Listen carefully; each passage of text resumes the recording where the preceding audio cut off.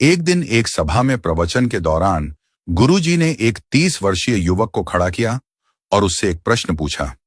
मान लो कि आप मुंबई में जुहू चौपाटी पर टहल रहे हैं और आपके सामने से एक सुंदर लड़की आ रही है, तो आप क्या करेंगे? युवक ने उत्तर दिया, उस पर नजर जाएगी और उसे देखने लगेंगे। गुरुजी ने फिर पूछा, अगर वह लड़की आगे बढ़ गई तो क्या आप पीछे मुड़कर भी देखेंगे? युवक ने मुस्कुराते हुए कहा, अगर मेरी धर्मपत्नी साथ नहीं है तो शायद हाँ। सभा में सभी लोग हंसने लगे।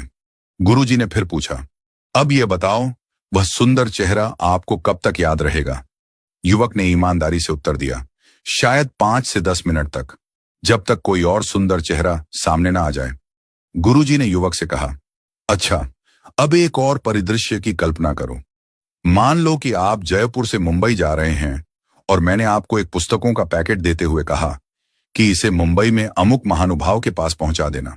गुरुजी ने आगे कहा, आप पैकेट लेकर मुंबई पहुंचे और उनके घर गए। जैसे ही आपने उनके घर को देखा, आपको पता चला कि वे एक बड़े अरबपति हैं। घर के बाहर 10 गाड़ियां और 5 चौकीदार खड़े हैं।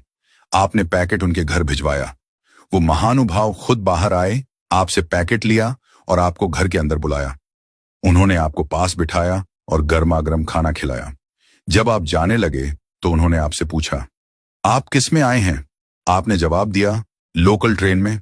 यह सुनकर उन्होंने अपने ड्राइवर को बुलाया और आपको गंतव्य तक छोड़ने का आदेश दिया। जब आप अपने स्थान पर पहुंचने वाले थे तो उनका फोन आया, भाई साहब, आप आराम से पहुंच गए। अब बताइए, आपको वे महानुभाव कब तक याद रहेंगे? युवक ने उत्तर दिया, गुरुजी, मरते दम तक मैं उन्हें भूल नहीं सकता। उनका व्यवहार और अपनापन मेरे दिल में हमेशा रहेगा। गुरुजी ने मुस्कुराते हुए सभा को संबोधित किया और कहा, यही है जीवन की सच्चाई।